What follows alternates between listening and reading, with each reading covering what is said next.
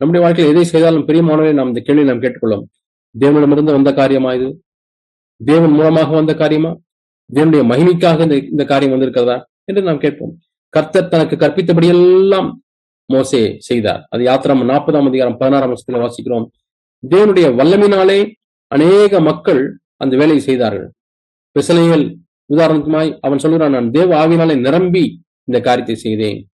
தச்சு வேலை செய்கிறவர்களா இருந்தாலும், பொன் தகடு வேலைகள் செய்கிறவர்களா இருந்தாலும் தேவன் அவர்களுக்கு விசேஷித்த ஒரு அபிஷேகத்தை கொடுத்தார்.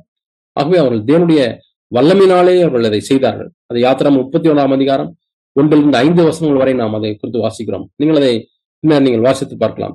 கடைசியாக தேவனுடைய மகிமைக்காக கர்த்தருடைய மகிமை ஆசரிப்பு கூடாரத்தை நிரப்பிற்று. இதே போலதான் தேவனுடைய ஆலயம், சாலமோன் கட்டின அந்த ஆலயம் எல்லாம் முடிந்த உடனே தேவனுடைய மகிமை புகை போல் அந்த ஆலயத்தை நிரப்பிற்று என்று நாம் வாசிக்கிறோம். ஆகவே தேவனால் செய்யப்பட்ட காரியம். தேவன் எப்படி செய்கிறார், மனிதன் எப்படி செய்கிறான் பாருங்கள். ஆரம்பத்தில் ஆதியாகமத்தில் எத்தனையோ வருடங்களுக்கு முன்பதாக சொல்லப்பட்ட காரியம், அந்த பாபில் கோபுரம் எப்படி செய்யப்பட்டது என்று சொன்னால், மனிதனால் செய்யப்பட்ட செங்கற்கற்களால் செய்யப்பட்ட ஒரு கோபுரம் தான் பாபேல் கோபுரம். ஆனால் தேவனுடைய ஆலயத்தை ஆண்டவர் எப்படி செய்ய சொன்னார்? நீங்கள் செங்கல் எல்லாம் சுட வேண்டாம், நீங்கள் போய் கண்மலையை வெட்டி அந்த கற்களினாலே இந்த ஆலயத்தை செய்யுங்கள். ஒரு பெரிய கட்டடம். அந்த கட்டடத்திற்கு அடிப்படை அலகு, ஃபண்டமெண்டல் யூனிட் என்ன சொன்னா அந்த ஒரு கல். அந்த ஒரு கல்லை சேர்த்து தான் பெரிய கோபுரமாக மாறுகிறது. அந்த ஃபண்டமெண்டலா இருக்கக்கூடிய அந்த கல்லே தேவன் நான் உண்டாக்கின அந்த கல், நீங்கள் செய்யக்கூடிய செங்கல் அல்ல என்று சொல்லுகிறார் ஆண்டவர். இந்த பூமிக்குரிய கல்லுக்காக அவர் பிரியப்படுகிறாரா? இல்லை. இதிலே பொதிந்திருக்கக்கூடிய ஆவிக்குரிய சத்தியத்தை நாம் அறிந்து கொள்ள வேண்டும். என்ன சின்ன காரியமா இருந்தாலும் ஆண்டவரே நீர் கொடுக்கக்கூடிய பலனாலே நான் செய்யட்ட மாட்டேன், இது என்னாலே செய்ய முடியாது கர்த்தாவே. ஆண்டவரே என்னாலே முடியாது, நீங்க எனக்கு பலன் தரணும். ஒரு சகோதரர் அருமையான ஒரு பாடல் எழுதியிருக்கிறார், உம்மால் என்று என்னால் ஒன்றும் கூடாது ஆண்டவரே, ஒன்றுமே என்னால செய்ய முடியாது. இயேசு அதை அப்படியே பின்பற்றினார். பிதா இல்லாமல் நான் ஒன்றும் செய்ய முடியாது. அதை சீஷர்களுக்கு கற்றுக் கொடுத்தார். என்னாலே இல்லாமல் உங்களால் ஒன்றும் செய்ய முடியாது. ஆண்டவரே, உள்ளே போகிற சுவாசத்தை நீர் இப்படி வாங்கி கொண்டால் மனிதன் எங்கே? அவ்வளவுதான். இந்த கொரோனா, கோவிட் தொற்று நோய், கொள்ளை நோயினுடைய விளைவில் நாம் பார்த்த மனிதனுடைய வாழ்க்கை எவ்வளவு அன்சர்டன். நெட்டு வரை நன்றாக இருந்தார்கள், என்றைக்கு அவள் போய்விட்டார்கள். இளம் வயதிலே போய்விடுகிறார்கள், முதிர் வயதிலே போய்விடுகிறார்கள். எனக்கு ஒரு சிறந்த நண்பர் இருந்தார், என்னோட கூட வேலை செய்தவர் தான். திடீரென்று நான் பார்க்கிறேன் வாட்ஸ்அப்ல மெசேஜ், ஒரு இரங்கல் செய்தி, கண்டலன்ஸ் மெசேஜ். நம்பவே முடியவில்லை, இவர் மறுத்து விட்டாரா? இன்னொரு சகோதரி என்னோட கூட வேலை செய்து கொண்டிருந்தார்கள், அவர்கள் நல்ல ஒரு கிறிஸ்தவ சகோதரி தான். அவர்களும் அவர் மகளும் மறைத்து விட்டார்கள். இங்கே அங்கே பல இடங்களிலே மனிதனுடைய வாழ்க்கை அவ்வளவு நிலையற்றது. ஆண்டவரே, இதிலே இந்த வாழ்க்கையில கர்த்தாவே நான் உண்மை மகிமைப்படுத்த வேண்டும் ஆண்டவரே. ஆகவே தேவன் அந்த பாபிலோன் கோபுரத்தை மனிதனாலே செய்யப்பட்ட செங்கல்னாலே கட்டப்பட்டதானால், எருசலேம் தேவாலயம் கற்பாறையினாலே செய்யப்பட்டது, கற்களினாலே செய்யப்பட்டது. வாசித்து பாருங்கள். பனி தீர்க்கப்பட்ட கற்களை அங்கே குவாரியிலே வெட்டி கொண்டு வந்து அதை ஒவ்வொன்றாக வைத்தார்கள். அது தேவனாலே நேரடியாக செய்யப்பட்டது. அங்கே நாம் வாசிக்கிறோம், 2 வகையான பொருட்கள் வைத்து நாம் கட்டலாம். கொரிந்தியரிலே நாம் வாசிக்கிறோம், 1 3ஆம் அதிகாரத்திலே வாசிக்கிறோம், பொன் வெள்ளி வெளியேறப்பட்ட கல், இது அக்கினி வந்தாலும் அது எரிந்து போகாது. எருசலேம் அக்கினியின் மூலமாக தூய்மையாக ஒன்றாக மாறியது. அதற்கு மாறாக மரம், புல், வைக்கோல் இது சாம்பலாகிவிடும். பாபிலோன் நியாயத்தீர்ப்பிலே சாம்பலாக மாறியது. அதனுடைய புகை மேலேயே எழுமினது. ஏனென்று சொன்னால் அது மகா நகரம். பாருங்கள், ஆங்கிலத்திலும் தமிழிலும் வார்த்தையிலும் ரொம்ப அதிகமா வித்தியாசம் இல்லை. மகா என்று சொல்லுகிறால் அதை மெகா என்று சொல்லுகிறார். கடவுள்தான். எதிலிருந்து எது வந்தது என்று தெரியவில்லை. ஆனால் இரண்டுமே மனிதனால் செய்யப்பட்ட காரியம். ஆனால் நியாயத்தீர்ப்பிலே அது எரிந்து சாம்பலாக்கப்பட்டது. ஆண்டவர் 2 காரியங்கள் என்று சொல்லி வேதத்தில் பல இடங்களை சுட்டி காட்டுகிறார். 2 வீடுகள், ஒன்று ஆழமாய் தோன்றி கண்மலையிலே கட்டப்பட்ட வீடு, அஸ்திபாரம் போட்டு கட்டப்பட்ட வீடு. எதை செய்தாலும் நம்ம ஆழமாய் தோண்டி செய்கிறோமா?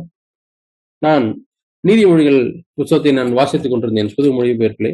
அதிலே ஒரு வசனம் மிகவும் சேலஞ்சாக இருந்தது, சவாலாக இருந்தது. அதை நான் உங்களுக்கு வாசித்து காண்பிக்கிறேன். அதில் நல்லவர்கள் தீயவர்கள் என்று இரண்டு கூட்டத்தாரை பற்றி அவர் சொல்லிக் கொண்டு வருகிறார். நல்லவர்கள் தீயவர்கள் என்று சொல்லி அதிலே அவர் என்ன சொல்கிறார் என்று சொன்னால், ஒரு மனிதன் ஒரு காரியத்தை செய்தால் அதை மிகவும் ஆழமாய் அதை செய்வானாம், ஆழமாய் அதை செய்வான் என்று பார்க்கிறோம். அதை டீப்பாக செய்வான் என்று பார்க்கிறோம். நான் அந்த வசனத்தை நான் பின்னர் உங்களுக்கு எடுத்து நான் காண்பிக்கிறேன். அதிலே பிளான் பண்ணும் பொழுதும் அவன் மிகவும் நேர்மையாய் தரோவாக பிளான் பண்ணி செய்வான் என்று பார்க்கிறோம். அதை குறித்து அந்த வசனங்களை குறித்து சொல்லப்படும் பொழுது நான் அப்படி வாசிக்கிறோம். ஆகவே நாம் ஒவ்வொரு பாரத்தையும் ஆண்டவரிடத்தில் பெற்றுக்கொண்டு ஆழமாய் தோன்றி என்று சொன்னால், எந்த விஷயத்தையும் நாம் ஆழமாய் நம்முடைய ஆவிக்குள்ளாக போய் ஏதோ ஒரு இமோஷனலா ஒரு காரியத்தை செய்து விடக்கூடாது, ஏதோ மனதில் தோன்றிவிட்டது என்று ஒரு காரியத்தை செய்து விடக்கூடாது. இதெல்லாம் மணல் மேல் கட்டப்பட்ட காரியம். மணல்னால செய்கிறது, மனசுல வந்துச்சுன்னு ஒண்ணு செய்யறது, இமோஷனலா உணர்ச்சி வசப்பட்டு ஒன்றை செய்வது, அதுவும் ஆத்மா லெவல்ல செய்யறது, மனசளவுல ஆத்மா லெவல்ல இல்ல. வேதவசனம் என்ன சொல்லுகிறது, ஆண்டவர் என்ன சொல்லுகிறார், இந்த காரியத்தை நான் செய்தால் அது தேவனுக்கு பிரியமா இருக்குமா, தேவனுக்கு மகிழ்ச்சியை கொடுக்குமா என்று பல கேள்விகளை கேட்டு சிந்தித்து செய்வது என்பதுதான் ஆழமாய் தோண்டி அஸ்திபாரம் தோண்டி கட்டப்படக்கூடிய ஒரு வீடு. நம்ம எதை செய்தாலும், ஆண்டவரே நான் கண்மலையாகிய கிறிஸ்துவின் மேல் அஸ்திபாரம் போட்டு, பார்த்தீங்களா, அங்கே கற்பாறை வைத்து கட்ட சொன்னார், இங்கே எங்கே அஸ்திபாரம் போட்டு சொல்கிறார், கண்மலை வரைக்கும் அவன் தோண்டி தோண்டி தோண்டி தோண்டி பாறை தொட்டு விட்டது, அதன் மேலே கட்டுங்கள் என்று சொல்கிறார். மணல் மேல் கட்டப்படுவது என்பது மனிதனுடைய செய்கிலே கட்டப்படுவது, ஆனால் கண்மலை என்பது கிறிஸ்து. அந்த கண்மலை கிறிஸ்துவே என்று நான் வாசிக்கிறோம். மோசே அந்த கண்மலையை பேசு என்று சொன்னார். மோசே ஒரு முறை அடித்து விட்டார். ஆண்டவர் சொன்னார், நீ இனிமேல் கானான் தேசத்துக்கு போவதில்லை என்று சொன்னார். கண்மலை, அந்த கண்மலை கிறிஸ்துவே என்று கொரிந்தியர்களை நான் வாசிக்கிறோம். அவர்களோடு கூட சென்ற ஞான கண்மலை, கற்பாறை என்று நாம் வாசிக்கிறோம். அவ இங்கே வீடு கட்டப்பட்டது ஆழமாய் அவர்கள் தோண்டி அந்த கண்மலையிலிருந்து கட்டப்பட்ட வீடு. அது எவ்வளவு புயலடித்தாலும் அலைகள் மோதினாலும் அந்த வீடு நிலைத்து நிற்கும். அதற்கு மாறாக மணல் மேல் கட்டப்பட்ட வீடு சின்ன சோதனை வந்தாலும் அந்த சோதனை நிற்காதபடி அது அழிந்து விடுகிறது. அதே போல இரண்டு விதமான காணிக்கைகளை குறித்து ஆண்டவர் சொல்லியிருக்கிறார். ஆபேல் தன்னுடைய வீட்டில் சிறந்ததை காணிக்கையாக கொண்டு வந்தான். ஆழமாய் யோசித்து, ஆழமாய் சிந்தித்து. உங்க வீட்டுக்கு யாராவது ஒருத்தர் திடீர்னு வராங்க, அவ்வளவு முக்கியமான இல்லைன்னு சொன்னா ஏதோ ஒன்று எடுத்து நீங்க கொடுத்துருவீங்க. என்ன இருக்கோ சட்டியில பானையில, ஏதோ 2 இட்லி மீதியா இருக்கு, ஒரு தோசை இருக்கு, ரெண்டையும் போட்டு வச்சு கொஞ்சம் சாம்பார் எதனா இருக்கா ஊற்றி கொடுத்துருவோம். ஆனால் முக்கியமான ஒரு கிராண்டை வைத்துக் கொள்வோம். நீங்க எவ்வளவு நாளுக்கு முன்பாகவே நீங்கள் அதை குறித்து திட்டமிடுவீர்கள். ஆழமாய் அதை குறித்து திட்டமிட்டு எந்த கடையில வாங்கணும், எந்த எண்ணெய் வாங்கணும், எந்த பிராண்ட் வாங்கணும், எந்த மசாலா வாங்கணும், மசாலா வாங்கினா சரியில்லை நம்மளே அரைக்கணும், அதை காய போடுறதுக்கு எவ்வளவு நாள் ஆகும், எவ்வளவு ஆழமாய் யோசித்து சிந்தித்து அந்த ஆகாரத்தை செய்து கொடுப்பீர்கள். ஆபேல் அப்படித்தான் சிந்தித்து அவன் கொடுக்கிறான். அங்கே காயின் கொடுத்தது பெயருக்காக ஏதோ ஒன்றை கொடுக்க வேண்டும் என்று அவன் கொடுத்தான். இப்பொழுது ஆழமற்ற ஒன்றை கொடுத்தாலும் ஆண்டவர் கொடுத்தவனுடைய நிலை எப்படி இருக்கிறது என்று பார்க்கிறார். ஆபேல் தேவனோடு கூட ஆழமான ஒரு உறவை வைத்திருந்தான். காயின் தேவனோடு கூட இருந்த உறவு ஒரு மேலோட்டமான உறவு. மேலான உறவு என்றால் வேறு, அது நல்லதை குறிக்கிறது. மேலோட்டமான ஒரு உறவு, சூப்பர்ஃபிஷியல் ரிலேஷன்ஷிப். ஏதோ அவனும் மத சம்பந்தமான ஒரு காணிக்கை தான் கொடுத்தான். ஆனால் கர்த்தர் அதை ஏற்றுக்கொள்ளவில்லை. ஆபேலின் காணிக்கை தேவன் ஏற்றுக்கொண்டான். நாம் தேவனுக்கென்று கொடுக்கக்கூடிய காரியம் எப்படி இருக்குது பிரியமானவர்களே? காயின் கொடுத்தது போல இருக்கிறதா அல்லது ஆபேல் கொடுத்தது போல இருக்கிறதா? நாம் சொல்லலாம், ஆபேல் கொடுத்தது என்று சொன்னால் அவன் தேவனுடைய சமூகத்தில் உட்கார்ந்து, ஆண்டவரே நான் எதை தேவனுக்கென்று செலுத்தட்டும் என்று சொல்லி தேவனுடைய மனதை அறிந்து, நான் சுத்தமாக இருக்க வேண்டும், நான் பரிசுத்தமாக இருக்க வேண்டும் என்று அப்படியே அவன் தன் வாழ்க்கை தன்னை நியாயந்தீர்த்து நிதானித்து அறிந்து ஒரு பலியை செலுத்துகிறான். கர்த்தருக்கு பலி செலுத்த போகிறேன். பலி மட்டுமல்ல, பலி செலுத்துகிறவனும் எப்படிப்பட்டவன் என்பதை அவன் ஆராய்ந்து போகிறான். ஆனால் காயின் அப்படி அல்ல. அவன் உள்ளத்திலே பொறாமை, சகோதரன் மீது பொறாமை, ஒரு கெட்ட எண்ணம், தவறான எல்லாம் வைத்துக் கொண்டு போகும்பொழுது ஆண்டவரால் அங்கீகரிக்க முடியவில்லை. ஆனால் காயினுக்கு அங்கே அவன் தன்னைத்தானே நியாயந்திருந்தால் அவனும் தன்னுடைய சகோதரனை போல மாறி இருந்திருப்பான். ஆனால் அவன் அதை உணராமலேயே போய்விட்டான். ஆக 2 சகோதரர்கள். முதலாவது நாம் பார்த்தோம், 2 வீடுகளை பார்த்தோம், 2 சகோதரர்களை நாம் பார்த்தோம். 2 பேருமே ரிலிஜியஸ் பீப்புள் தான். எப்படி பாபிலோனும் எருசலேமும் மத அமைப்பா இருக்கிறதோ அதே போல இந்த 2 பேரும் ரிலிஜியஸ் பீப்புள் தான். அடுத்தது 2 ஜபங்களை குறித்து நாம் வாசிக்கிறோம். பரிசேயனுடைய ஜபம் அது மனுஷீக ஜபம். அவன் தன்னிடத்திலேயே ஜபித்துக் கொண்டான். தன்னுடைய சுயநீதி, தேவனால் வருகிற நீதி அல்ல, சுயநீதி. சுயநீதி அது பாபிலோன் அமைப்பை சேர்ந்தது. தேவனிடத்திலிருந்து வரக்கூடிய நீதிக்கும் சுயநீதிக்கும் என்ன வித்தியாசம்? சுயமாய் நீங்கள் நீதியாக இருந்தால் அதை குறித்து பெருமை கொள்வீர்கள். தேவனிடத்திலிருந்து வந்த நீதி நாம் தாழ்மையா இருப்போம். அதான் வித்தியாசம். பெருமை, அந்த பரிசேயனுக்கு பெருமை. நான் அதை செய்கிறேன், இதை செய்கிறேன், 2 நாள் உபவாசிக்கிறேன் என்று அவன் பெருமையா இருந்தான். தன் சொந்த தேவையை அறியாதவனாயிருந்தான். He did not know his need. தனக்கு என்ன தேவை? ஒரு ரட்சிப்பு, தேவன் தனக்கு தேவை என்பதை அவன் அறியாதிருந்தான். ஆனால் ஆயக்காரனும் அவன் நேர்மையும் தாழ்மையும் உள்ளவனாய் ஒரு வருத்தமும், அந்த வருத்தம் எங்கே இருந்தது? தேவனே கொடுத்தார். பரிசுத்த ஆவியானவர் தான் அந்த ஒரு துக்கத்தை நமக்கு கொடுக்கிறார். ரட்சிக்கப்படும் பொழுது பரிசுத்த ஆவியானவர் இல்லாமல் நாம் ரட்சிக்கப்படவே முடியாது. ஏனென்றால் ரட்சிப்புக்கு முன்பாக பாவத்தை குறித்த அந்த உணர்த்துவித்தலையே கொடுப்பது ஆவியானவர் தான் அங்கே ஆரம்பிக்கிறது. அதே போலதான் இந்த ஆயக்காரன் இருந்தான்.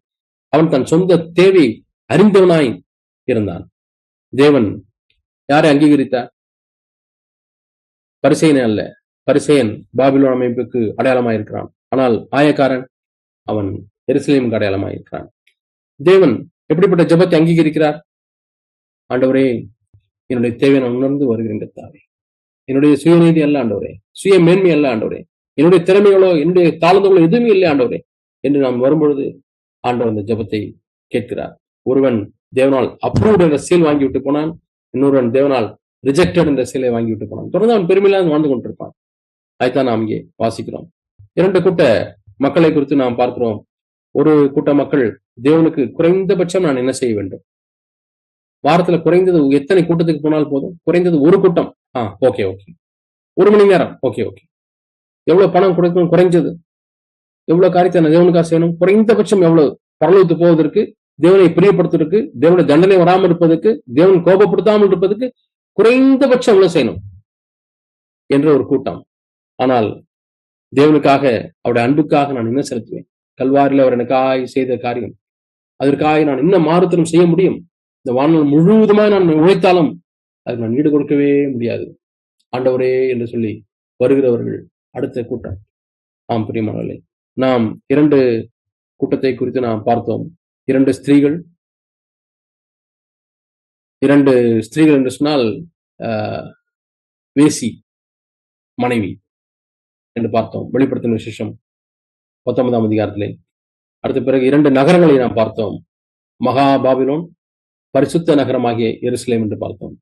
2 வகையான பொருட்கள், ஒன்று மனிதனால் செய்த செங்கல், இன்னொன்று தேவன் படைத்த கண்மலை, கற்பாறை, கல். 2 வீடுகளை குறித்து நாம் வாசித்தோம். அந்த கண்மலை மேல் கட்டப்பட்ட, அஸ்திவாரம் போட்டு கட்டப்பட்ட வீடு, இன்னொன்று மணல் மேல் கட்டப்பட்ட வீடு. 2 காணிக்கைகளை குறித்து நாம் பார்த்தோம், ஆபேல் காயின் காணிக்கைகள். 2 ஜெபங்களை குறித்து நாம் பார்த்தோம், ஆயக்காரன் பரிசேயனுடைய ஜெபம். 2 கூட்ட மக்களை குறித்து நாம் பார்த்தோம். ஆண்டவருக்காய் குறைந்தபட்சம் நான் என்ன செய்ய வேண்டும் என்று சொல்லுகிற கூட்டம். ஆண்டவருக்காய், ஆண்டவரே நான் என்னத்தை செலுத்துவேன்? தாவீது அப்படிதான் சொன்னார். ரட்சிப்பின் பாத்திரத்தை எடுத்து நான் அவரை தொழுது கொள்வேன். ஆண்டவரே, உமக்கீடா நான் என்ன செய்வேன்? இந்த அன்புக்கீடா என்ன செய்வேன்? அருமையான ஒரு பாடல் இருக்கிறது. அந்த பாடல் அருமையான ஒரு பாடல், உன் சித்தம் நான் செய்வேன் என்ற பாடல். பாரில் வாழ்ந்தேன் எனக்கென்று பாதி வாழ்க்கை முடிந்ததையா, மீதி வாழ்க்கை யாருக்காக? நீதி தேவா உம் மகிமைக்காக. அந்த அருமையான பாடல். அன்பின் நாதா, எனக்கென்று ஒன்றையும் நான் விரும்பவில்லை ஆண்டவரே என்று சொல்லக்கூடிய பாடல். அவை நாமே ஒப்புக் கொடுப்போம். பிரியமானவர்களே, இந்த 7 காரியங்களை குறித்து நாம் பார்த்தோம். அதில் நாம் எந்த கூட்டத்தை சேர்ந்தவர்கள் என்பதை குறித்து தேவன் நமக்கு உணர்த்துவாராக. ஆண்டவரே, நான் கண்மணி மேல் கட்டப்பட்ட ஒரு வீட்டை போல இருக்க வேண்டும். மகா பாபிலோனை போல அல்ல ஆண்டவரே, நான் தரமுள்ள எருசலேமாய் நான் இருக்க விரும்புகிறேன். ஆண்டவரே, நான் உமக்கென்று நான் என்ன செய்ய முடியும்? ஆண்டவரே, தேவனை என்னையே முழுமையாக நான் அர்ப்பணிக்கிறேன் கர்த்தாவே என்று நாமே ஒப்புக் கொடுப்போம். அந்த ஆயக்காரனை போல, பரிசனை போல அல்ல, ஆயக்காரனை போல, ஆண்டவரே என்னுடைய தேவை உணர்ந்து நான் வருகிறேன். மற்றவர்கள் நீங்க ஞாயிந்திருக்க முடியாது, இல்லை ஆண்டவரே, என்னுடைய தேவை இதுதான் என்று வருகிறேன் என்று நாம் வருவோம். அதே போல ஆண்டவரே, நான் குறைந்தபட்சம் என்று நான் பார்க்க கூடாது ஆண்டவரே, நான் உமக்கு எதையுமே செய்ய நான் தயாராக இருக்கிறேன். ஜீவனையும் ஆண்டவரே நான் கொடுக்க தயாராக இருக்கிறேன் என்று சொல்லி நாமே ஒப்புக் கொடுப்போம். கர்த்தர் நம்ம ஊருக்கு உதவி செய்வாராக. நாம் ஜெபிப்போம்.